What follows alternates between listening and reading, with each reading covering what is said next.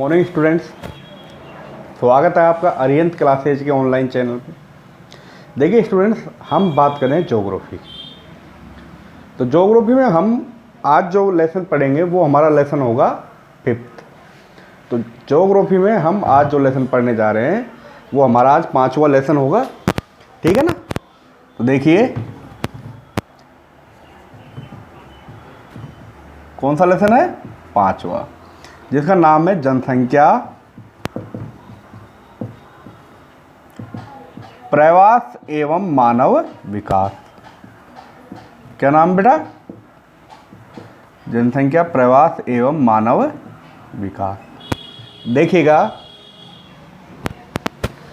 कि आज हम जो बात कर रहे हैं जनसंख्या की, लास्ट वीडियो में हमने बात की थी जनसंख्या संरचना की, और उस जनसंख्या संरचना में आयु वर्ग, लिंगानुपात, साक्षरता, जनसंख्या का व्यावसायिक उद्देश्य, इन चीज़ों के बारे में हमने पढ़ा था। अब जो हम पढ़ने जा रहे हैं वो पढ़ेंगे यहाँ जनसंख्या के साथ साथ प्रवास और मानव का विकास किस तरीके से हुआ है। देखिए, मनुष्य या कह सकते हैं मानव, तो मनुष्य एक सामाजिक प्राणी है। कैसा प्राणी है? सामाजिक प्राणी है, क्योंकि मनुष्य कहाँ रहता है? समाज में रहता है। तो मनुष्य एक सामाजिक प्राणी होने के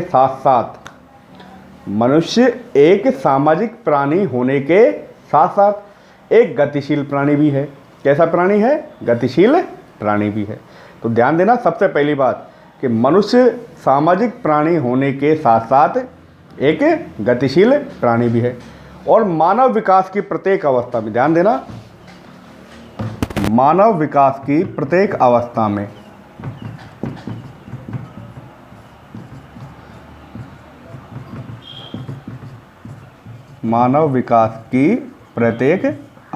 में किसकी बात कर रहे हैं? मानव विकास की, ह्यूमन डेवलपमेंट।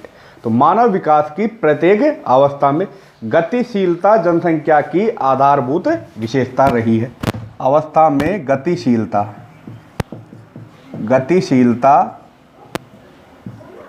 जनसंख्या, पॉपुलेशन, जनसंख्या की आधारभूत विशेषता रही है। आगे देखिए बेटा, मैंने कहा था कि मनुष्य एक गतिशील प्राणी है। मनुष्य क्या है? एक गतिशील प्राणी है। और गतिशील प्राणी हो तो है ही। गतिशील प्राणी से पहले मनुष्य क्या है? एक सामाजिक प्राणी है। गतिशील प्राणी से पहले मनुष्य क्या है? एक सामाजिक प्राणी है, ठीक है ना। तो मानव एक सामाजिक प्राणी होने के साथ साथ एक गतिशील प्राणी है, और मानव विकास की प्रत्येक अवस्था में गतिशीलता जनसंख्या की आधारभूत विशेषता रही है, ठीक है ना। अब देखिए, मानव किसकी बात कर रहे हैं हम? यहाँ मानव की बात कर रहे हैं। तो देखिएगा स्टूडेंट्स, मानव, तो मानव प्राचीन काल से ही, ध्यान देना, मानव प्राचीन काल से ही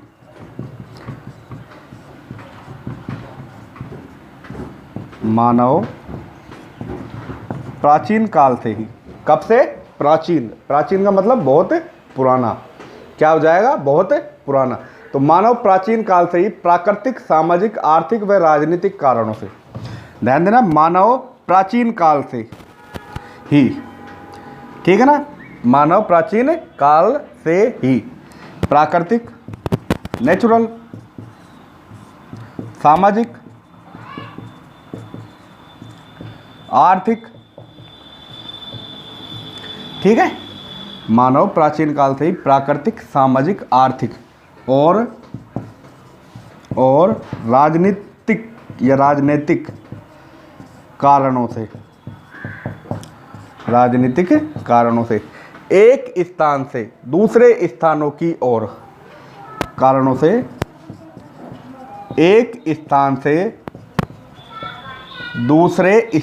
की ओर, प्रवास करता रहा है। बेटा, जिन्होंने ये चीज़ें नोट नहीं की है ना, उन्हीं के लिए ये चीज़ लिखी जा रही है, ठीक है ना। तो ये चीज़ें आपको नोट करनी है। देखिए, दोनों चीज़ों को ध्यान से देख लेना, और ये सभी चीज़ें हमें क्या करनी है, नोट करनी है कि मनुष्य एक सामाजिक प्राणी है और सामाजिक प्राणी के नाते मनुष्य एक गतिशील प्राणी भी है।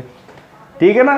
अर्थात यहाँ बात करें हम प्रवास की, एक नया शब्द आया है। कौन सा शब्द आया है, प्रवास। ठीक है ना, कौन सा शब्द आया है, प्रवास। देखिए कि मानव प्राचीन काल से ही प्राकृतिक, सामाजिक, आर्थिक व राजनीतिक कारणों से एक स्थान से दूसरे स्थानों की ओर क्या करता रहा है, प्रवास करता रहा है। ठीक है ना। अब ये प्रवास है क्या, तो देखिए प्रवास एक प्रकार की भौगोलिक या स्थानिक प्रवासिता है। ध्यान देना, प्रवास कह सकते हैं या प्रवासन कहते हैं। प्रवास एक प्रकार की, ध्यान देना बेटा, प्रवास एक प्रकार की स्थानिक या, प्रवास एक प्रकार की, ध्यान देना, स्थानिक या भौगोलिक, स्थानिक या भौगोलिक। किसकी बात करें हम कि प्रवास एक प्रकार की स्थानिक या भौगोलिक प्रवासिता है। क्या है, प्रवासिता है। ये ध्यान रखना आपको कि प्रवास क्या है। प्रवास एक प्रकार की भौगोलिक या स्थानिक प्रवासिता है जो किसी एक भौगोलिक इकाई तथा दूसरी भौगोलिक इकाई के मध्य देखने को मिलती है। जो किसी एक भौगोलिक इकाई से दूसरी भौगोलिक इकाई के मध्य देखने को मिलती है। जो किसी एक भौगोलिक इकाई से दूसरी भौगोलिक इकाई के मध्य देखने को मिलती है। भौगोलिक इकाई के मध्य देखने को मिलती है।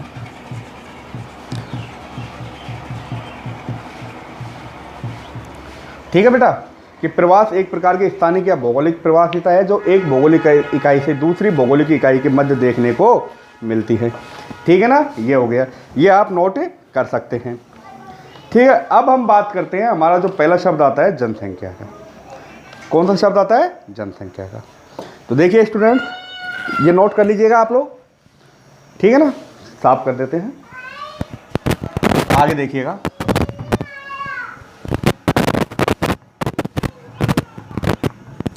जनसंख्या, किसकी बात करेंगे, जनसंख्या। देखिए जनसंख्या, लोगों की संख्या। किनकी संख्या, लोगों की संख्या।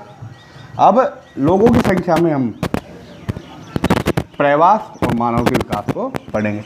ये तीनों अर्थ आपको लिखने हैं, तीनों के अर्थ आपको लिखने हैं। बहुत इंपॉर्टेंट है, बहुत कहते हैं ना अच्छा टॉपिक है, छोटा सा लेसन है, अभी आपके समझ में आ जाएगा। सबसे पहले हम बात करते हैं जनसंख्या की।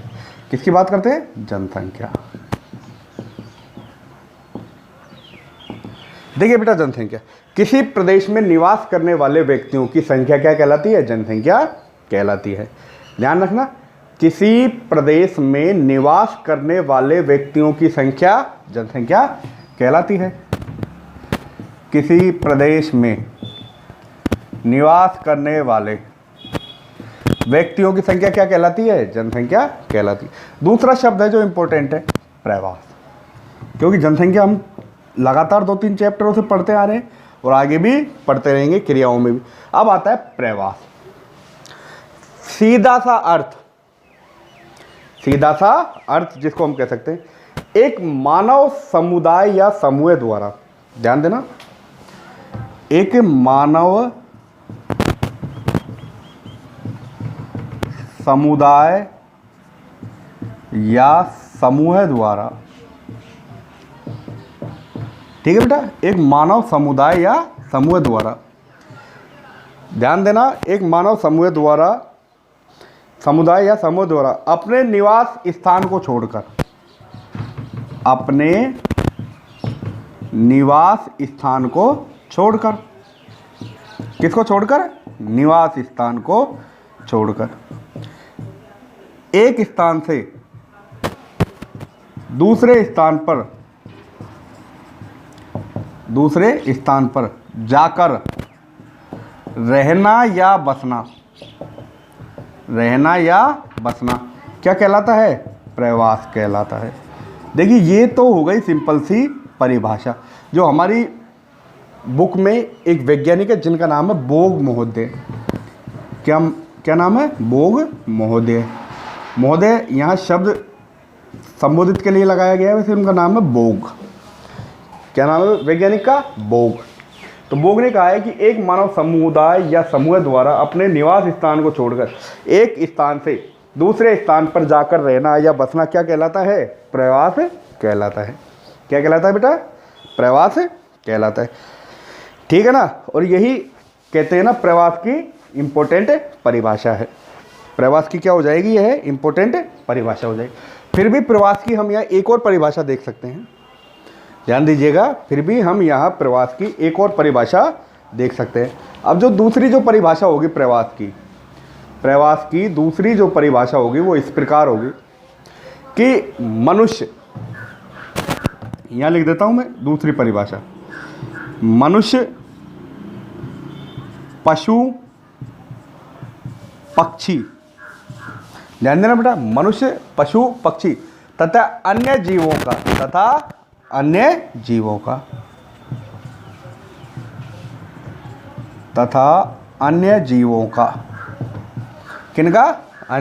जीवों का, व्यक्तिगत अथवा समूह में, अन्य जीवों का व्यक्तिगत पर्सनल रूप से या ग्रुप बनाकर समूह में, व्यक्तिगत या समूह में।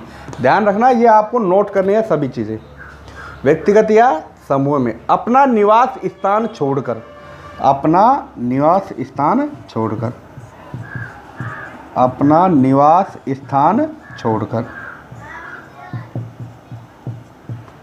ठीक है बेटा, अन्य स्थानों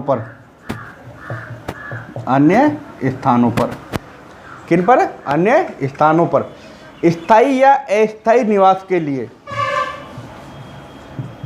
स्थायी व स्थायी रूप से जाकर बसना, स्थानांतरण करना प्रवास कहलाता है। यह दूसरा अर्थ हो सकता है कि मनुष्य, पशु, पक्षी तथा अन्य जीव। देखिए जरूरी नहीं है कि मनुष्य ही प्रवास करे, पशु पक्षी भी प्रवास करते हैं। वर्तमान में आपने देखा होगा प्रवास की अगर हम मोटे से तौर पे बात करें, एक वायरस जो इस दुनिया में बहुत प्रचलित हो रहा है वर्तमान में, कोरोना वायरस, कहाँ था? चीन में। कहाँ जन्मा? चीन में। प्रवास किया, लगभग दुनिया के सभी देशों में पहुँच चुका है। ऐसे ही बात करें टिड्डी दल की, तो देखिए मनुष्य ही नहीं, पशु पक्षी भी क्या करते हैं? प्रवास करते हैं। बहुत से देशों से पशु पक्षी आते हैं। तो मनुष्य, पशु पक्षी तथा अन्य जीवों का व्यक्तिगत अथवा समूह में अपना निवास स्थान छोड़कर अन्य स्थानों जैसे स्थायी या अस्थायी निवास के लिए होने वाला स्थानांतरण प्रवास कहलाता है। होने वाला स्थानांतरण क्या कहलाता है? प्रवास कहलाता है। ठीक है ना स्टूडेंट्स, ये परिभाषा आपको लिखनी है। ये जो परिभाषा दी है किसने दी है? बोग महोदय ने दी है। किसने दी है? बोग महोदय ने दी है। ठीक है, अब आगे देखिएगा, ये हो गई प्रवास की परिभाषा। जनसंख्या कि किसी प्रदेश में निवास करने वाले व्यक्तियों की संख्या। ठीक है ना, जनसंख्या की जो परिभाषा हो जाएगी ये हो जाएगी। प्रवास की बात करें, ये प्रवास की परिभाषा हो जाएगी जो बोग महोदय ने दी है। दूसरी जो इम्पोर्टेंट परिभाषा है, वो ये है कि मनुष्य, पशु पक्षी तथा अन्य जीवों के साथ एक स्थान से छोड़कर दूसरे स्थान पर जाकर रहना, बसना, स्थानांतरण करना प्रवास कहलाता है। अब बेटा जो बात आती है वो आती है मानव विकास की। किसकी बात आती है? मानव विकास की। तो देखिए ह्यूमन डेवलपमेंट, ठीक है ना, population migration and human development. अब देखिएगा,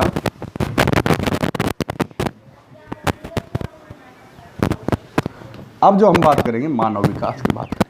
किसकी बात करेंगे? मानव विकास की बात करेंगे। तो ऐसा विकास जो लोगों के विकल्पों में वृद्धि करता है, मानव विकास।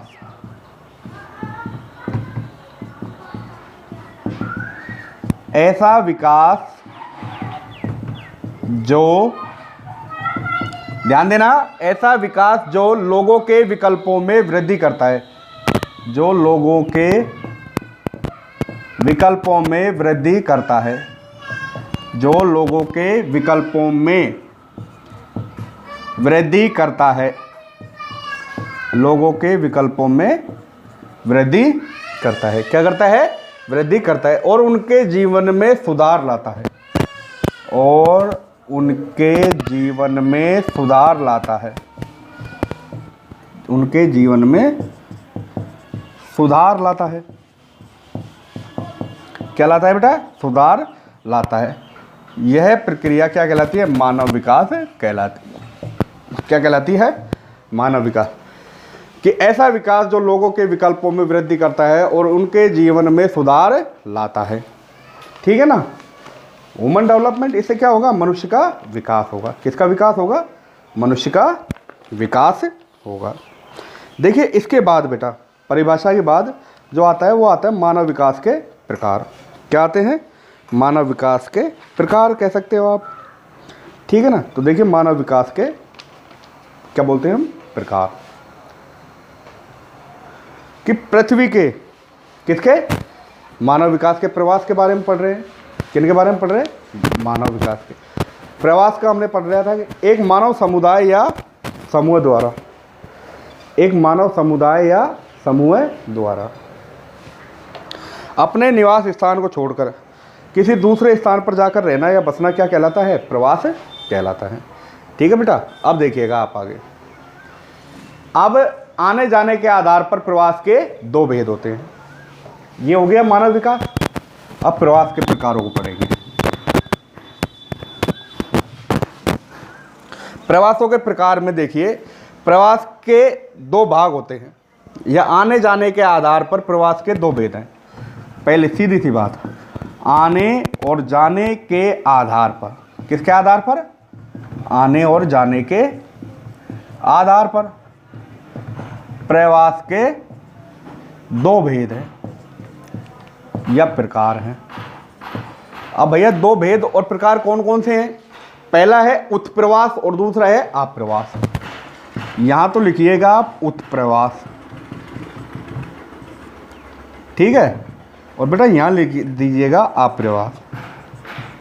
अब दोनों के बारे में हमको समझना है कि प्रवास, आने जाने के आधार पर प्रवास के कितने भेद हैं।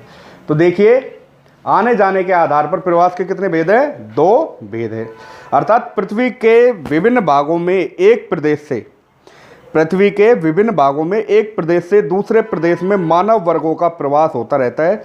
इसे हम जनसंख्या का स्थानांतरण भी कहते हैं। प्रवास को क्या कहते हैं? जनसंख्या का स्थानांतरण भी कहते हैं। कि पॉपुलेशन है ट्रांसफर। ठीक है ना? कि जनसंख्या का क्या हो चुका है? ट्रांसफर या स्थानांतरण हो चुका है। अब देखिएगा आप, आने जाने के आधार पर प्रवास के कितने भेद बताए गए हैं? दो भेद बताए गए हैं, दो प्रकार बताए गए हैं। अब वो दो प्रकार कौन कौन से हैं? उत्प्रवास, किसी स्थान से दूसरे क्षेत्र में जाने वाले, किसी स्थान से, किससे? किसी स्थान से। ध्यान देना, दो परिभाषाएं दोनों बताऊंगा। किसी स्थान से दूसरे क्षेत्र में जाकर रहने वाले लोग क्या कहलाते हैं? उत्प्रवासी। आपने सुना होगा ना कि प्रवासी मजदूर आए हैं, प्रवासी लोग आए हैं। तो किसी स्थान से दूसरे क्षेत्र में जाने वाले क्या कहलाते हैं? उत्प्रवासी कहलाते हैं। किसी स्थान से दूसरे क्षेत्र में जाने वाले क्या कहलाते हैं? उत्प्रवासी कहलाते हैं। मान लीजिए हम राजस्थान के निवासी हैं और हम दिल्ली या बंबई में जाकर व्यापार करें तो हम क्या हो जाएंगे? उत्प्रवासी हो जाएंगे। क्या हो जाएंगे? उत्प्रवासी। वहाँ जाकर हम रहने लगे तो हम क्या हो जाएंगे? उत्प्रवासी। दूसरा जो इसका अर्थ होगा कि एक देश से दूसरे देश, ठीक है ना, या एक राज्य से दूसरे राज्य में जाकर बसना ही क्या कहलाती है? उत्प्रवास। देखिए, एक राज्य या देश से, ध्यान देना, एक राज्य या देश से दूसरे राज्य या देश में जाकर बसना क्या कहलाता है बेटा? उत्प्रवास कहलाता है। क्या कहलाता है? उत्प्रवास कहलाता है। ध्यान देना, एक राज्य या देश से दूसरे राज्य या देश में जाकर बसने की प्रक्रिया क्या कहलाती है? जाकर बसने की प्रक्रिया क्या कहलाती है? उत्प्रवास कहलाती है। क्या कहलाती है? उत्प्रवास। ठीक है ना। ये भी स्थानांतरण की एक प्रक्रिया है जिसके द्वारा एक स्थान से मनुष्य दूसरे स्थान को जाते हैं। ठीक है ना। स्थानांतरण की प्रक्रिया है एक स्थान से दूसरे स्थान को जाना, एक स्थान से दूसरे स्थान को जाना। ये सेकंड परिभाषा है। को जाना या जाने की प्रक्रिया उत्प्रवास कहलाती है। देखिए यूरोप से उत्तरी अमेरिका व दक्षिणी अमेरिका की ओर सर्वाधिक उत्प्रवास हुआ है। क्वेश्चन पूछेगा कि सबसे ज़्यादा जो प्रवासी लोग आकर रहे हैं कहाँ रहे हैं? अमेरिका में रहे हैं, उत्तरी अमेरिका में रहे हैं। कहाँ रहे हैं? उत्तरी अमेरिका में रहे हैं। तो यूरोप से उत्तरी अमेरिका व दक्षिणी अमेरिका में की ओर सर्वाधिक प्रवास हुआ है। यूरोप से उत्तरी अमेरिका व दक्षिण अमेरिका की ओर सर्वाधिक व दक्षिणी अमेरिकी की ओर सर्वाधिक उत्प्रवास हुआ है। क्या हुआ बेटा? सर्वाधिक उत्प्रवास हुआ है। देखिए दो भेद बताए थे, पहला था उत्प्रवास और दूसरा है आप्रवास। कौन कौन से भेद बताए? उत्प्रवास व आप्रवास। उत्प्रवास में होगा कि एक राज्य या देश से दूसरे राज्य या देश में जाकर बसना या एक स्थान से दूसरे स्थान में जाकर रहने की प्रक्रिया क्या कहलाती है? उत्प्रवास कहलाती है। जैसे यूरोप से सबसे ज़्यादा जो लोग रहे हैं वो जाकर बसे हैं उत्तरी अमेरिका व दक्षिणी अमेरिका में। ये क्या कहलाता है? उत्प्रवास कहलाता है। अब सेकंड जो हमारा टॉपिक है प्रकार वो है आप्रवास। तो देखिए बेटा आप्रवास के बारे में नोट करते चलना आप लोग ये सभी चीज़ें। सीधा सा अर्थ है, मैंने बताया था यहाँ आने जाने के आधार पर प्रवास के दो भेद बताए, उत्प्रवास व आप्रवास। अब हम पढ़ेंगे सेकंड नंबर आप्रवास। ठीक है ना। क्या पढ़ेंगे? आप्रवास पढ़ेंगे या अप्रवासन भी कह सकते हैं इसको। इसमें क्या होता है? अन्य क्षेत्रों से स्थान विशेष में आने वाले अप्रवासी, अन्य क्षेत्रों से। इसमें आगमन की प्रक्रिया क्या होती है? इसमें आप्रवास में आना और उत्प्रवास में जाना। आना आगमन की प्रक्रिया। किसकी प्रक्रिया हो जाएगी? आगमन की प्रक्रिया। अर्थात इसमें क्या होगा कि किसी स्थान से अन्य क्षेत्रों से स्थान विशेष में आने वाले लोग, अन्य क्षेत्रों से, मान लीजिए कि लोग बंबई से आकर राजस्थान में रह रहे हैं, ठीक है ना। तो अन्य क्षेत्रों से स्थान विशेष में आने वाले लोग आप्रवासी कहलाते हैं। अर्थात किसी देश विदेश या अन्य प्रदेशों से आए हुए लोगों के बसने की प्रक्रिया। मान लीजिए किसी देश विदेश से आए हुए लोगों के बसने की प्रक्रिया क्या कहलाती है? आप्रवास कहलाती है। और जाने की प्रक्रिया उत्प्रवास कहलाती है। जाने की उत्प्रवास, आने की आप्रवास कहलाती है। जैसे ब्रिटेन, जर्मनी, इटली, फ्रांस, जैसे उत्तरी America, Britain, Germany, Italy, France आदि देशों में मनुष्य का क्या होता रहता है? आप्रवास होता रहता है। तो देखिए बेटा आने जाने के आधार पर प्रवास के कितने भेद बताए गए हैं? दो भेद बताए गए। कितने बताए गए हैं? दो भेद बताए गए। अब ये दो भेद कौन कौन से हैं? आप्रवास व उत्प्रवास। कौन कौन से हैं? आप्रवास व उत्प्रवास। ठीक है, ये टॉपिक आपका कंप्लीट हो गया। फिर अगला जो टॉपिक आता है बेटा वो आता है मानव प्रवास के पक्ष। कौन सा टॉपिक आता है? मानव प्रवास के पक्ष। मैंने आपको पहले ही कहा था कि हम लोग जो चलेंगे वो किताब के अकॉर्डिंग चलेंगे। किसके अकॉर्डिंग चलेंगे? किताब के। अब नेक्स्ट आएगा मानव प्रवास के पक्ष।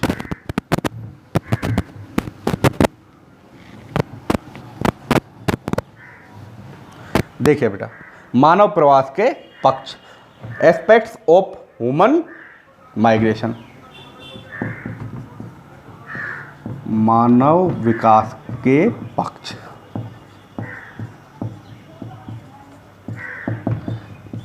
Aspects of human migration. पक्षों की बात कर रहे हैं। देखिए, मानव प्रवास का अध्ययन विभिन्न पक्षों में किया जाता है। मानव प्रवास का अध्ययन कहां पर किया जाता है? विभिन्न पक्षों में किया जाता है। जैसे मानव प्रवास का अध्ययन विभिन्न पक्षों में किया जाता है। मानव प्रवास का अध्ययन विभिन्न पक्षों में किया जाता है।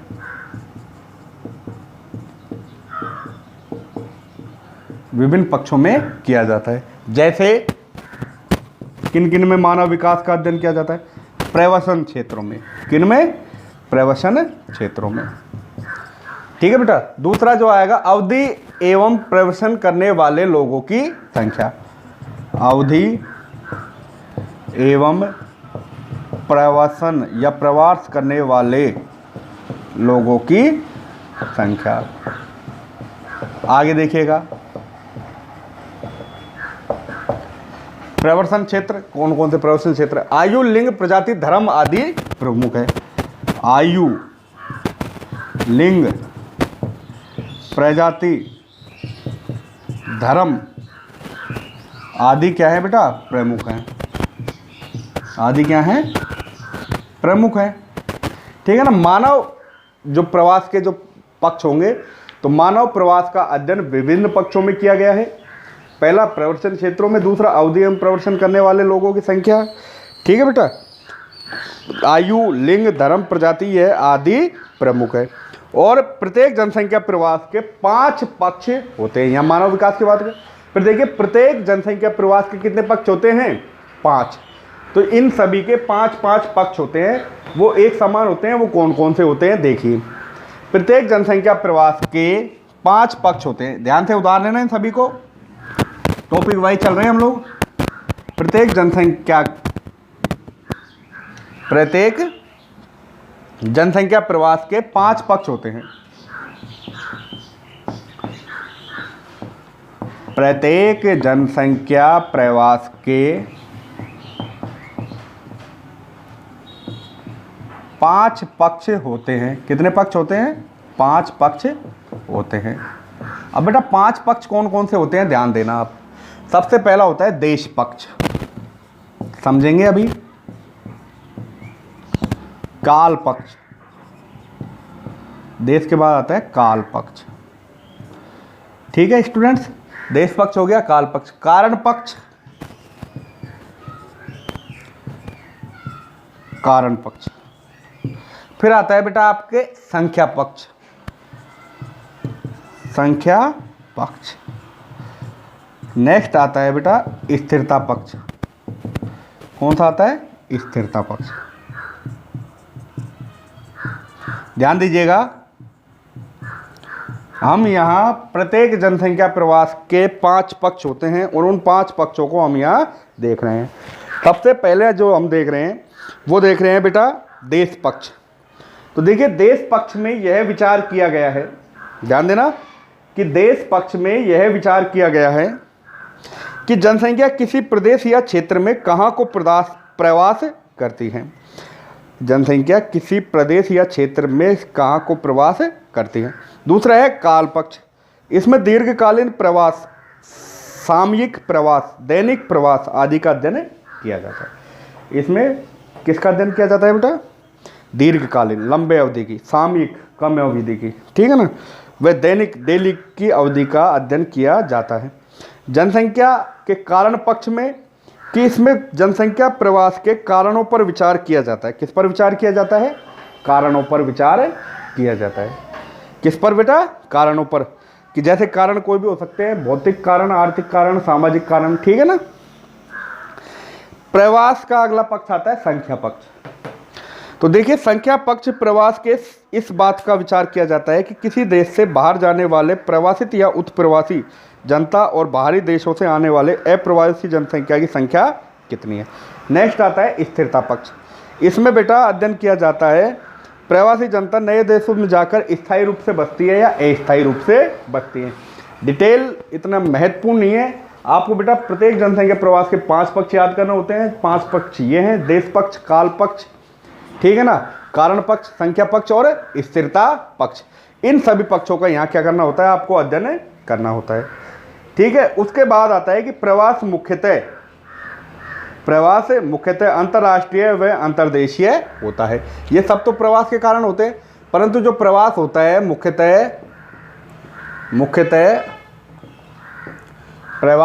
मुख्यतः अंतर्राष्ट्रीय एवं अंतर्देशीय होता है।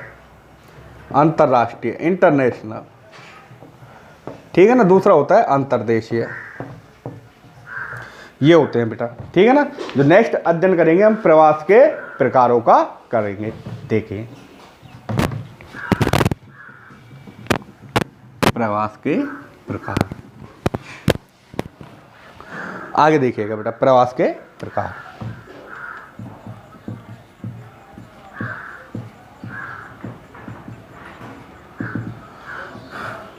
प्रवास के प्रकार, वो पढ़े थे हमने प्रवास के भेद, उनको प्रकार भी कह सकते हैं, उत्प्रवास व आप्रवास, ठीक है ना। भेद लिखा हुआ आ सकता है। और अब जो पढ़ रहे हैं प्रवास के प्रकार, तो देखिए प्रवास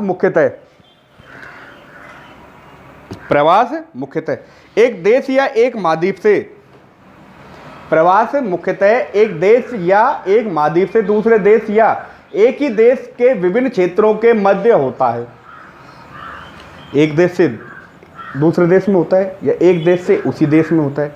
राजस्थान का निवासी बम्बई, गुजरात, महाराष्ट्र कहीं भी जाकर रह सकता है। या फिर अंतर्राष्ट्रीय व्यापार एक महाद्वीप से दूसरे महाद्वीप में जाकर निवास करता है। एक देश या महाद्वीप से दूसरे देश या एक ही देश के विभिन्न क्षेत्रों के मध्य जो होता है वो क्या कहलाता है? प्रवास कहलाता है। इस आधार पर हम प्रवास को कितने भागों में बांट सकते हैं? 2 भागों में बांट सकते हैं। पहला अंतर्राष्ट्रीय प्रवास, दूसरा अंतर्देशीय प्रवास।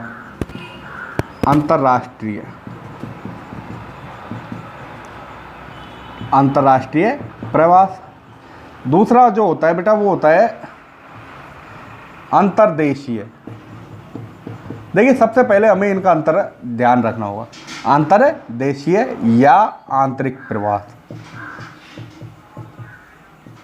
अंतर्देशीय या आंतरिक प्रवास, इन दोनों का हमें अध्ययन करना है कि प्रवास के कितने प्रकार हैं। प्रवास के 2 प्रकार हैं, ठीक है ना। तो वो 2 प्रकार कौन कौन से हैं कि प्रवास मुख्यतः एक देश या एक महाद्वीप से दूसरे देश या एक ही देश के विभिन्न क्षेत्रों के मध्य होता है, वो क्या कहलाता है? प्रवास कहलाता है। इस आधार पर प्रवास को 2 भागों में बांटा गया है। इस आधार पर प्रवास को कितने भागों में बांटा गया है? 2 भागों में बांटा गया है। पहला है अंतर्राष्ट्रीय प्रवास, दूसरा है बेटा अंतर्देशीय या आंतरिक प्रवास, ठीक है ना। देखिए अंतर्राष्ट्रीय, दूसरा है अंतर्देशीय। अंतर्राष्ट्रीय का क्या अर्थ होता है? अंतर्राष्ट्रीय का क्या अर्थ होता है कि विश्व में एक महाद्वीप से दूसरे महाद्वीप में, अंतर्राष्ट्रीय की बात कर रहे हैं, विश्व में किसकी बात कर रहे हैं? विश्व की। क्योंकि अंतर्राष्ट्रीय जो व्यापार होता है देश के अंदर नहीं होता, एक देश से दूसरे देश के अंदर होता। तो विश्व में एक महाद्वीप से दूसरे महाद्वीप में, एक महाद्वीप से दूसरे महाद्वीप में, या एक देश से दूसरे देश में। जैसे हम महाद्वीप की बात करें, एशिया महाद्वीप से यूरोप महाद्वीप में जनसंख्या क्या करती है? निवास करती है। या फिर एक देश से दूसरे देश से, भारत से अमेरिका, एक देश से दूसरे देश में, ठीक है ना बेटा। देश में लोगों के होने वाले प्रवास को, लोगों के होने वाले प्रवास को, एक महाद्वीप से दूसरे महाद्वीप में या एक देश से दूसरे देश में लोगों के होने वाले प्रवास को क्या कहते हैं? अंतर्राष्ट्रीय प्रवास कहते हैं। किसको समझ रहे हैं अभी हम? अंतर्राष्ट्रीय प्रवास को। ध्यान से समझ लेना, नोट करना है। एक महाद्वीप से दूसरे महाद्वीप में या एक देश से दूसरे देशों में लोगों के होने वाले प्रवास को अंतर्राष्ट्रीय प्रवास कहते हैं। क्या कहते हैं? अंतर्राष्ट्रीय प्रवास कहते हैं। विश्व में अंतर्राष्ट्रीय जो प्रवास है, ठीक है ना, किन कारणों से हुआ है? तो विश्व में जो लोगों का अंतर्राष्ट्रीय स्तर पर स्थानांतरण हुआ है, प्रवास हुआ है, अधिकतर आर्थिक, सामाजिक, राजनीतिक एवं धार्मिक कारणों से हुआ है, ठीक है ना। और प्राचीन काल से वर्तमान काल तक मनुष्य किसी न किसी कारण से प्रभावित होकर स्थानांतरण करता रहा है। कोई रोजगार की तलाश में कर रहा है, कोई सुख सुविधाओं की तलाश में कर रहा है। ठीक है ना। तो व्यक्ति क्या करता रहता है बेटा, प्रवास करता रहता है। विश्व में अंतर्राष्ट्रीय प्रवास मुख्यतः यूरोपीय एवं एशियाई देशों में हुआ है। विश्व में अंतर्राष्ट्रीय प्रवास कहाँ कहाँ हुआ है, एशियाई व यूरोपीय देशों में हुआ है। कहाँ पर हुआ है बेटा, एशियाई व यूरोपीय देशों में हुआ है। क्या अंतर्राष्ट्रीय प्रवास विश्व में कहाँ कहाँ हुआ है, एशियाई व यूरोपीय देशों में हुआ है। यूरोपीय देशों से उष्णकटिबंधीय एवं शीतोष्णकटिबंधीय क्षेत्रों की ओर प्रवास हुआ है। कि यूरोपीय देशों में उष्णकटिबंधीय एवं शीतोष्णकटिबंधीय क्षेत्रों की ओर प्रवास हुआ है। और एशियाई राष्ट्रों से प्रवास मुख्यतः प्रजातिगत है। यह प्रवास धार्मिक व रोजगार के कारण भी हुआ है। ठीक है। नेक्स्ट आता है बेटा अंतर्देशीय प्रवास। कौन सा आता है, अंतर्देशीय प्रवास। देखिए अंतर्देशीय में क्या होता है, एक ही देश के विभिन्न राज्यों या प्रदेशों के मध्य लोगों को एक स्थान से दूसरे स्थान पर होने वाला जो प्रवास होता है, प्रवर्सन होता है, वो क्या कहलाता है, अंतर्देशीय प्रवर्सन कहलाता है। देखिए स्टूडेंट्स, यहाँ क्या है कि एक महाद्वीप से दूसरे महाद्वीप में हो रहा है और एक देश से दूसरे देश में, अंतर्राष्ट्रीय हो गया, इंटरनेशनल हो गया। यहाँ हम बात करें अंतर्देशीय की, इसमें क्या होगा, एक ही देश में, कहाँ पर, एक ही देश में, एक राज्य से, राज्य या प्रदेश से दूसरे राज्य या प्रदेश में, दूसरे राज्य या प्रदेश में होने वाले प्रवर्सन को अंतर्देशीय या आंतरिक, अर्थात आंतरिक का मतलब होता है एक ही देश के अंदर होने वाले प्रवर्सन को क्या कहते हैं, अंतर्देशीय या आंतरिक प्रवर्सन कहते हैं। ठीक है। आंतरिक प्रवास को अंतर प्रांतीय प्रवास व स्थानीय प्रवासों में बांटा गया है। अंतर प्रांतीय है कि एक ही राज्य में रहने वाले, स्थानीय प्रवास एक ही जगह। ठीक है ना बेटा, जैसे जनपद, एक जिले का व्यक्ति उसी जिले में निवास कर सकता है। इतना हो सकता है कि गांव से नगर की ओर क्या कर सकता है, वो स्थानांतरण कर सकता है। फिर इसमें क्या हुआ था, देखना कि 1917 की रूस की क्रांति के बाद हुआ प्रवास अंतर प्रांतीय एवं ग्रामीण क्षेत्रों से शहरी क्षेत्रों की होने वाला प्रवास स्थानीय प्रवास का उदाहरण है। उसके बाद देखिएगा प्रवास के प्रभाव आते हैं। ये बेटा प्रवास के प्रकार है, अंतर्राष्ट्रीय और अंतर्देशीय। एक महाद्वीप से दूसरे महाद्वीप में सर्वाधिक हुआ है एशियाई व यूरोपीय देशों में। ठीक है। उष्ण कटिबंध से शीतोष्ण कटिबंध की ओर। आगे एक देश से दूसरे देश में, इसमें क्या होता है, एक देश में, एक राज्य या प्रदेश में, मान लीजिए अंतर्देशीय का मतलब हो गया कि भारत के अंदर भारत का व्यक्ति कहीं भी आकर निवास कर सकता है। जैसे राजस्थान से पंजाब, हरियाणा, गुजरात, मध्य प्रदेश, किसी भी राज्य में जाकर। ठीक है। इसके भी कुछ प्रकार है, जैसे ग्रामीण क्षेत्र से शहरी क्षेत्र की ओर स्थानीय प्रवास। ये सभी आपको नोट्सों में मिल जाएगा। अब देखिए बेटा आगे प्रवास के प्रभाव या प्रवास के परिणाम। देखिए प्रवास के परिणामों में क्या होता है,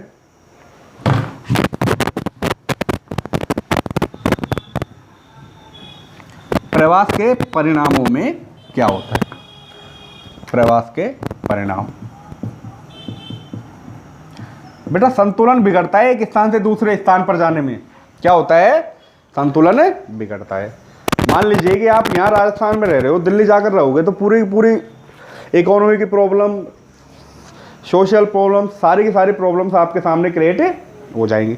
इसमें क्या होता है कि जिस स्थान से लोग जाते हैं तथा जाकर रहने लगते हैं, इन दोनों स्थानों पर प्रवासित जनसंख्या का प्रभाव पड़ता है।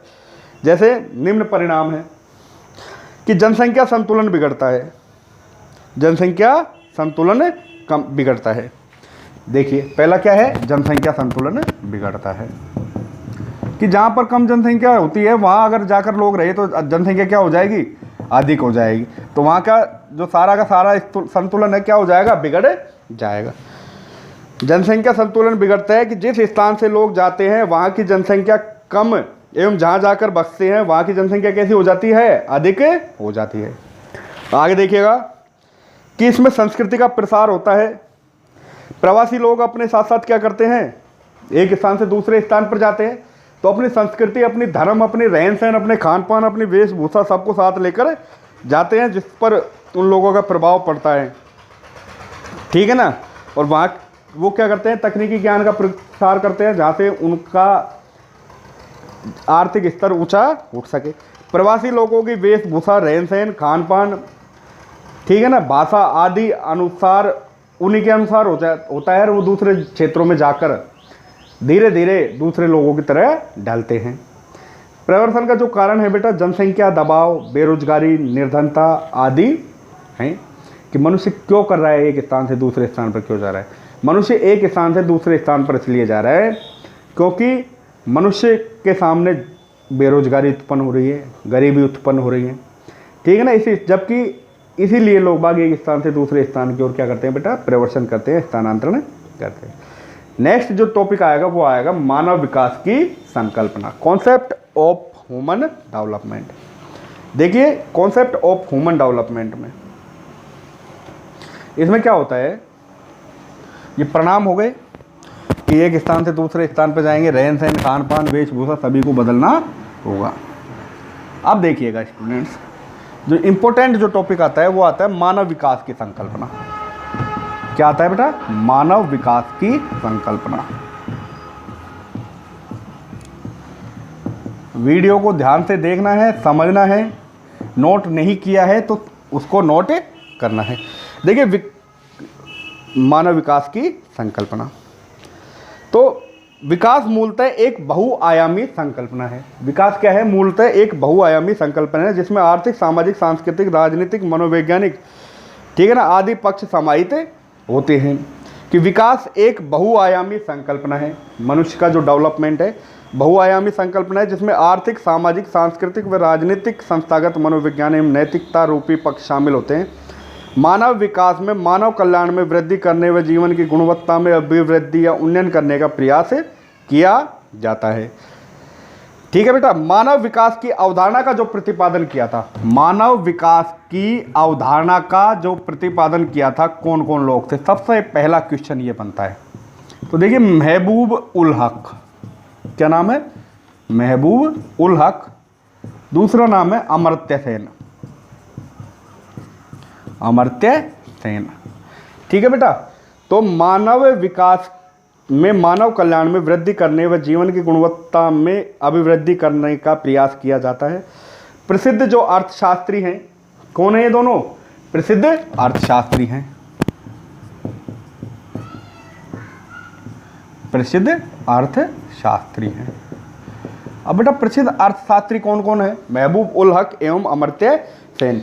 इन्होंने मानव विकास की अवधारणा का प्रतिपादन किया है। क्वेश्चन पूछने का है, सबसे पहले इन दो नामों को याद रखना है, मानव विकास के बारे में पूछे तो मानव विकास में सबसे पहले हमको यही लिखना है कि मानव विकास एक बहुआयामी संकल्पना है जिसमें आर्थिक, सामाजिक, सांस्कृतिक, राजनीतिक, मनोवैज्ञानिक, नैतिकता रूपी पक्ष शामिल होते हैं।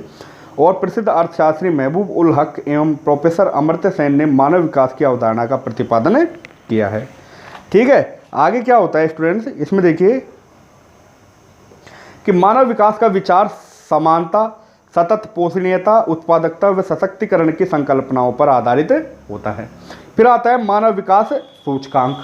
क्या आता है, मानव विकास सूचकांक, UNDP।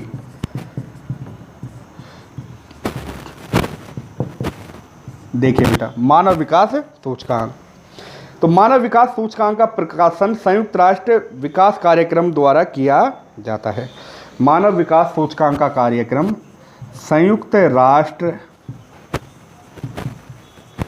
विकास कार्यक्रम के द्वारा किया जाता है, जिसको UNDP भी कहा जाता है। ध्यान रखना ये शब्द, UNDP भी कहा जाता है। तो मानव विकास सूचकांक का प्रकाशन संयुक्त राष्ट्र विकास कार्यक्रम UNDP द्वारा किया जाता है, ठीक है ना। इसकी जो रिपोर्ट प्रस्तुत की गई थी, मानव विकास सूचकांक की जो रिपोर्ट प्रस्तुत की गई थी वो मानव विकास प्रतिवेदन 1990 में प्रस्तुत की गई थी। तो कब प्रस्तुत की गई थी, 1990 में। मानव विकास प्रतिवेदन कब प्रस्तुत की गई थी, 1990 में। लोगों के जीवन विकल्पों के परिवर्धन की प्रक्रिया व जन कल्याण के स्तर को ऊपर उठाना ही मानव विकास है। मानव विकास क्या है बेटा? सूचकांक, उनकी गणना करते हैं। UNDP संयुक्त राष्ट्र विकास कार्यक्रम 1990 के द्वारा एक प्रतिवेदन में यह परिभाषित कर दिया गया था। इसमें क्या करते हैं ये लोग? इसमें क्या करते हैं कि लोगों के जीवन विकल्पों को क्या करते हैं बेटा? उच्च उठाने की कोशिश करते हैं। मानव विकास के जीवन को उच्च उठाने की कोशिश करते हैं। वर्ष 2013 की मानव विकास रिपोर्ट में 2013 की मानव विकास रिपोर्ट में 186 देशों में मानव विकास सूचकांक की गणना की गई थी और 2013 में मानव विकास रिपोर्ट के अनुसार 47 देश अति उच्च मानव विकास में, फिर 47 देश उच्च मानव विकास में, 47 ही देश मध्यम मानव विकास में व 35 देश निम्न मानव विकास के स्वरूप को दर्शाते हैं। ठीक है ना बेटा? सबसे जो उच्च श्रेणी पर आता है वो एक देश है नॉर्वे। कौन सा देश है? नॉर्वे। वो सबसे उच्च श्रेणी पर आता है मानव विकास की श्रेणी में। देश का नाम है नॉर्वे। उसके बाद आता है बेटा ऑस्ट्रेलिया। ठीक है ना? हम भारत की बात करें तो भारत का नंबर 20वें नंबर पर आता है मानव विकास सूचकांक की श्रेणी में 2013 के अनुसार। फिर भारत में मानव विकास सूचकांक, तो देखिए भारत मध्यम मानव विकास सूचकांक वाली श्रेणी में, तो भारत मध्यम विकास की श्रेणी में आता है। कौन से विकास की श्रेणी में आता है? मध्यम विकास की। भारत का स्थान 138वां है। कौन सा है बेटा? 138वां। तो भारत का विश्व में 138वां स्थान है। केरल भारत का मानव विकास सूचकांक की दृष्टि से अग्रणी राज्य है।